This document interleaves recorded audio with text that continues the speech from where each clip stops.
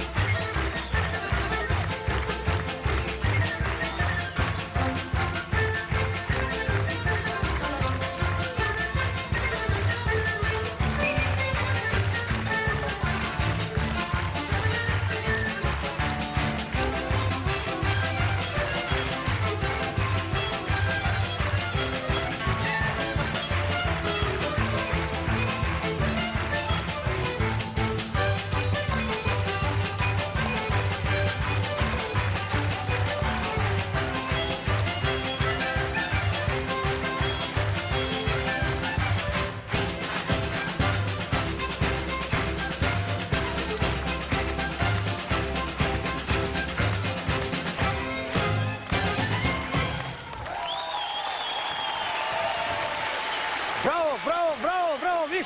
Вижте! Какво начало! Отново всички са на крака!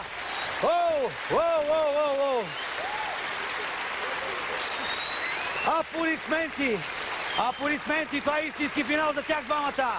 Аплодисменти за балет Батан и казашките атамани Иван Звездев и Камен Воденичаров, дами и господа!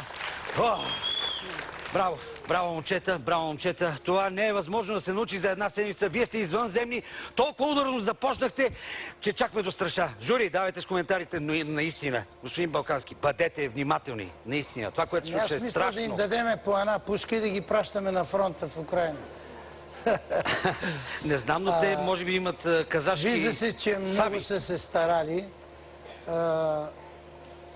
Имаше в Иван много силно желание да покаже. Очаквах, че нещата ще се покажат много по-съвършенно при Камен, понеже той е висок. Но явно с отскоците и двамата са зле. Ритмично се представиха доста добре. С голямо желание направиха финала. Мисля, че много добре като за финал се справиха. Елена, кратко. Сцената с динамит.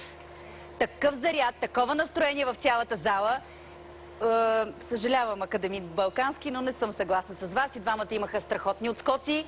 При Камен особено бяха на страхотна височина, с много хубаво разтваряне на краката. Усмивката в това шоу и позитивното настроение носи Иван, както винаги. Много ни забавляваше. Камен пък е най-артистичният участник от всичките. 10 участници. Това ни го показа през цялото шоу и ви благодаря за това чудесно начало. Аплодисменти за тях, господин Кърчев. Аз ще го кажа с стих.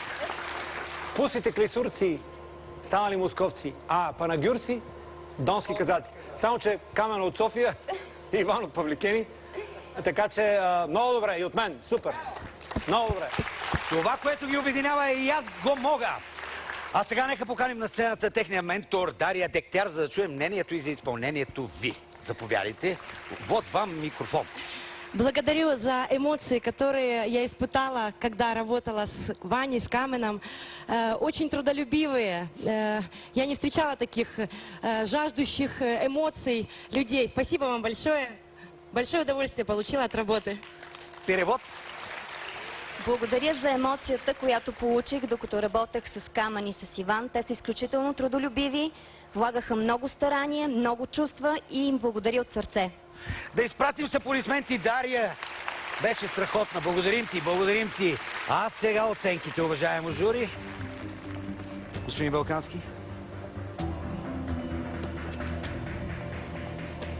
Тази вечер всичко е решаващо, така че внимавайте. Иван най-много прилича на донски казак. И шкембенци си има, и усмивка си има, и калпак си има. Моята точка е за Иван. За Чичовото! Ето го. 1-0 за Иван. Елена? Дария е един безкомпромисен ментор, то се видя и се радвам, че сега ви похвали, защото през цялото време във видеята казваше не става. Нет, Ваня, нет, Ваня! Но сега е много доволна от вас. Както казах, мисля, че и двамата внесохте настроението, което е необходимо за този танц. Изпълнихте това, което Дария е поставила като изисквания, но Но Камен имаше по-високи отскоци и по-точни движения. Моята точка е за Камен. 1-1, дами и господа. Ники, твои ръце. Решаващия глас. Господин Кънчев, кой ще победи в първата битка?